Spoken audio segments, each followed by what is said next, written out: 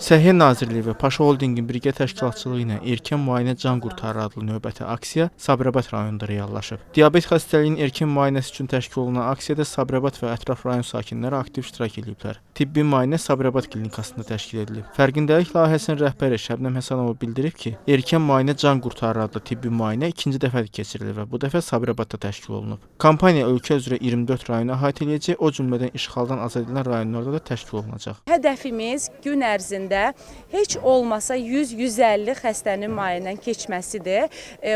Amma ümumi olaraq aksiyamıza 500-ə yaxın insan cəlb olunacaq ki, onlar müayinədən keçməklə paralel həm də maariflənməyə cəlb olunacaq. Sakinlər də təşkil olunan aksiyanı müsbət qiymətləndiriblər. Eşitdim, bura Bakıdan həkimlər gəlib, şəkəri yoxlayır. Mən də heç vaxt şəkərimi yoxlatdırmamışam. Gəldim, şəkərimi yoxladılar. Məndə şəkər çıxdı. 65 yaşım var, indi şəkər çıxım məndə. Sağ olsun, həkimlər yoxladılar, analiz elədilər, aparat verdilər.